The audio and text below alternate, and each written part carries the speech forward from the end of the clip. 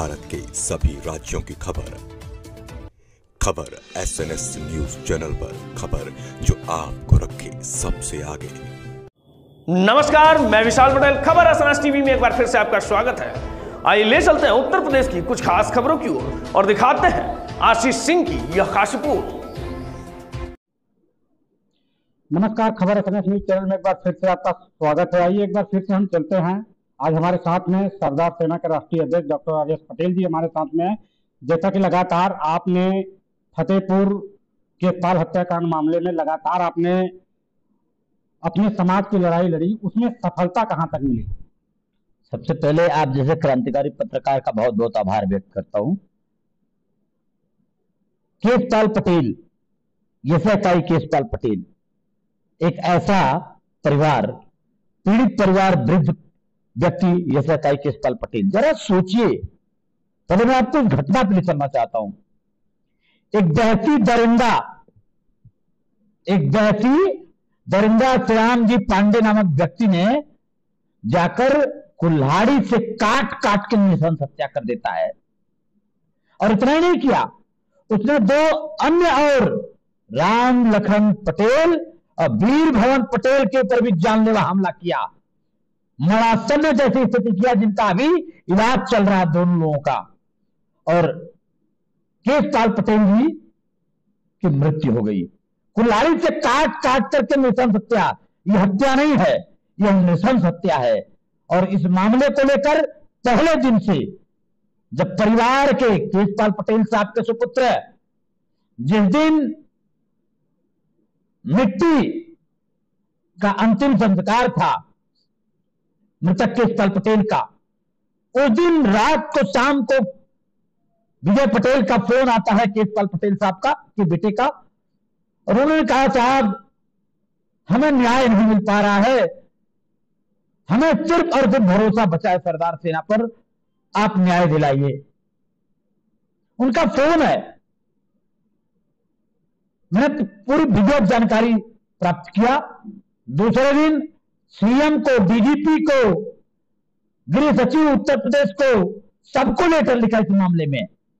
26 तारीख की हत्या, 27 तारीख को मेरे पास जानकारी, 28 तारीख को सारा लेटर सीएम, डीजीपी, गृह सचिव, ADG, IG, DM Fatehpur, SP Fatehpur, किस मामले में लीपापोती हो रही, मैं आ रहा हूं परिवार से। बिल्कुल देखा जाए डॉक्टर साहब, तो लगातार जब जारी हुआ कि लोग वहां पे पहुंचे, तो बहुत सारे अन्य पार्टी के लोग भी वहां पहुंचने, समाजवादी पार्टी के भी गए लोग, कुछ अपना दल यश के भी लोग गए, तो उनको जगह जगह रोका जा रहा था। इसके बावजूद लोग वहां पे पहुंचे। नहीं, आप गलत बोल रहे हैं जी। मुझे तो आप पर शंका, कहीं आप गोदी मीडिया वाले तो नहीं है जी। मुझे शंका है आप पर, आप गलत बोल रहे हैं। आपको मालूम हो कि पहले दिन उस मामले को जब विजय पटेल, केशपाल पटेल साहब का सुपुत्र ने मुझे फोन किया मेरे कार्यालय पर, दूसरे दिन लेटर हुआ, तीसरे दिन 29 तारीख को हम लोग पहुंचने लगे। 29 तारीख को सबसे पहला रोकने का काम सरदार सेना को पुलिस प्रशासन के प्रेशर पर किया जाता है। मैंने ABC 3 प्लान बनाया, हमें रोका गया, हमारे प्रदेश अध्यक्ष को रोका गया, लेकिन हमारे कार्यकारिणी के, राष्ट्रीय कार्यकारिणी के और जिला कार्यकारिणी, प्रदेश कार्यकारिणी के सैकड़ों लोग पहुंच गए। यह पहले दिन की उपलब्धि रही। प्रशासन को आईना दिखाते हुए हमारे लोग पहुंचे। और आप जो कह रहे हैं कि बहुत लोग पहुंचे, तो मैं आपको याद दिला देना चाहता हूं, समझिएगा। वही के मेरे उत्तम पटेल हैं, फतेहपुर के सांसद हैं, उनको हाउस अरेस्ट कर लिया था प्रशासन ने। यह लोकतंत्र उत्तर प्रदेश में, उनको हाउस अरेस्ट कर लिया गया, नहीं जाने दिया गया। बाल कुमार पटेल साहब के साथ जो हुआ वो आप सबने देखा। कुर्मी क्षत्रिय महासभा को प्रदेश अध्यक्ष हैं, समाज के नेता कहे जाते हैं, उनको किस तरीके से वहां राय सीओ ने जो गाली गलौज किया उनके लोगों के साथ, आप देखिए क्या हुआ, जैसे मनुस्मृति लागू हो गई है। अरे एक वकील साहब है, संविधान के संरक्षक कोर्ट, सुप्रीम कोर्ट है, उसके तमाम कर्ता धर्ता लोग वकील होते हैं। एक वकील साहब ने कहा, सीओ साहब सुनिए, और हाथ छुआ क्या गया, लगा कि किसी एसपी बीसी ने एक सवर्ण का हाथ छू लिया। सुना आपने वीडियो देखा किस तरीके से भड़क गए थे वो? बाल कुमार पटेल साहब को के ऊपर क्या क्या कहा उन्होंने, ये हमारे कुर्मी समाज के लोगों को आईना दिखाया सवर्णों ने। मैं कहना चाहता हूं आपके माध्यम से, क्या हुआ विधायक सिराजू पल्लवी पटेल के साथ? उनको अरे चुन के जनता द्वारा सदन में गई है, उनको रास्ते पे रोका इन्होंने। वो तो मोटरसाइकिल से कैसे कैसे पहुंची आप सब ने देखा होगा। लेकिन जो आपने कहा है, अभी मैं फिर कह रहा हूं कि कहीं गोदी मीडिया वाला तो नहीं है, मुझे शंका लगता है आपके ऊपर। मैंने बिल्कुल मैं इसलिए कह रहा हूं इस बात को समझ ले आप। आपने तो ये नहीं कहा कि सब, आपने कहा सत्ता पक्ष को रोका गया, विपक्ष को रोका गया। अरे राकेश पटेल, राकेश सचान कैबिनेट मंत्री है, उनको नहीं रोका गया, वो गए परिवार के पास। आशीष पटेल कैबिनेट मंत्री योगी सरकार के, वो गए। सामाजिक संगठनों को रोका गया, विपक्ष के लोगों को रोका गया। यह उत्तर प्रदेश का मतलब लोकतंत्र है और मुर्दा सरकार है। बिल्कुल देखा जाए डॉक्टर साहब, एक और चर्चा का विषय बन रहा है कि लोगों के बीच में एक चर्चा का विषय बन रहा है कि क्या अपनी राजनीति चमकाने के लिए डॉक्टर आर.एस. पटेल वहां मैदान में तो नहीं उतर रहे? मैं तो कहता हूं कि अगर राजनीति समाज की न्याय की लड़ाई लड़ने से राजनीति चमके तो वह राजनीति सबको करनी चाहिए। काश समाज में हमारे लोग पीड़ित हो, लोग मारे जा रहे हो, अगड़ों द्वारा पिछड़ों को मारा जा रहा हो, गणासे भाला और तंगारी से काटा जा रहा हो, और ऐसे परिवार को न्याय दिलाने की अगर लड़ाई लड़ने में मुझे कहा जाए कि मैं राजनीति कर रहा हूं, तो मैं कहता हूं समाज के हर तबके के लोगों को अपने समाज को न्याय दिलाने के लिए ये राजनीति करनी चाहिए। बिल्कुल डॉक्टर साहब, एक अंतिम सवाल और कि सरदार सेना का जो है लगातार आप देखा जाए तो जहां भी घटनाएं होती हैं, सरदार सेना सबसे पहले वहां पे खड़ी रहती है और आपकी टीम हमेशा वहां पे खड़ी रहती है। तो एक अंतिम सवाल है कि सरदार सेना का अगला कदम क्या होगा? क्या उत्तर प्रदेश की राजनीति में सरदार सेना की क्या भूमिका होगी? सरदार सेना एक सामाजिक संगठन में आपको करेक्ट करना चाहता हूं, लेकिन सरदार मतलब होता है नेतृत्वकर्ता और सेना मतलब होता है फौज। सरदार सेना मतलब होता है नेतृत्वकर्ताओं की फौज। मैं आपको क्लियर कर देना चाहता हूं, सरदार सेना जब नेतृत्वकर्ता तैयार करेगी तो घास तो छीलेंगे नहीं है। सरदार सेना मतलब नेतृत्वकर्ताओं की फौज होता है, तो ये भैंस तो चराएंगे नहीं, ये भेड़ बकरी तो चराने नहीं जाएंगे।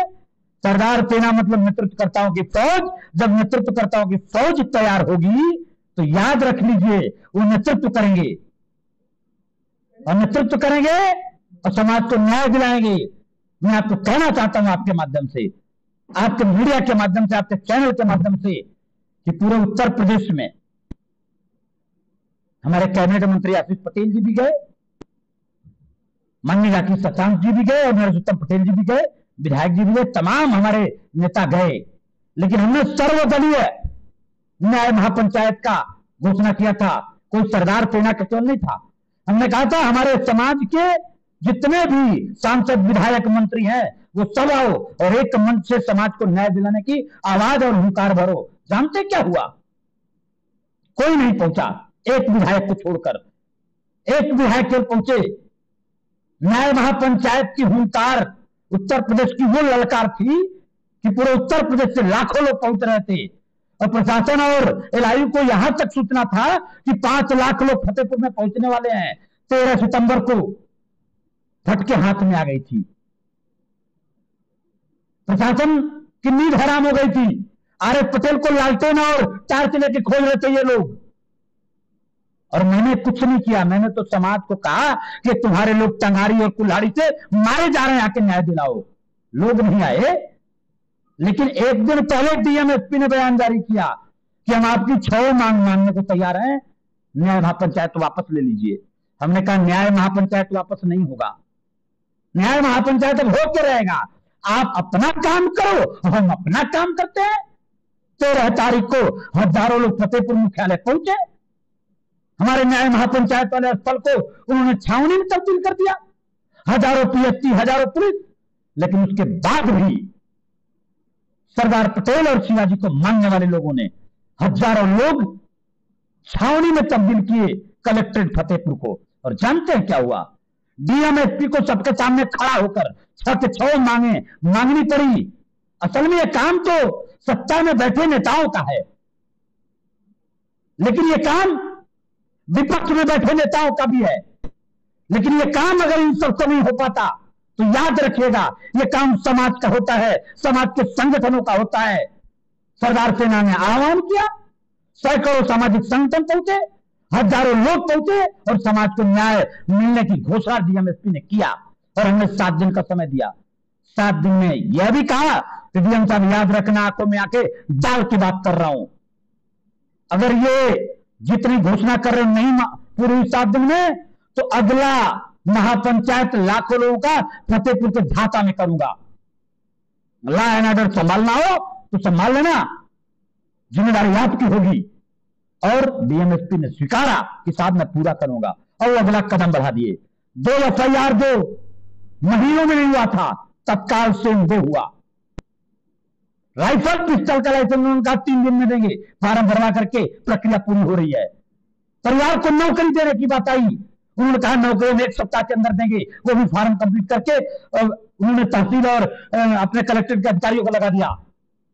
यहां तक काम बढ़ी है, लेकिन सीओ और पुलिस अधिकारियों जो उद्दंड पुलिस अधिकारी हैं, जातिवादी मानसिकता के जो पुलिस अधिकारी हैं, उन पर जब तक कार्रवाई नहीं होगी, मैं कहना चाहता हूं ये न्याय महापंचायत हो सकता है कि हमें ढाका में लाखों लोगों को लेकर आना पड़े। मैं आपके माध्यम से कलेक्टेड यानी एसपी और डीएम और उत्तर प्रदेश सरकार को भी कहना चाहता हूं।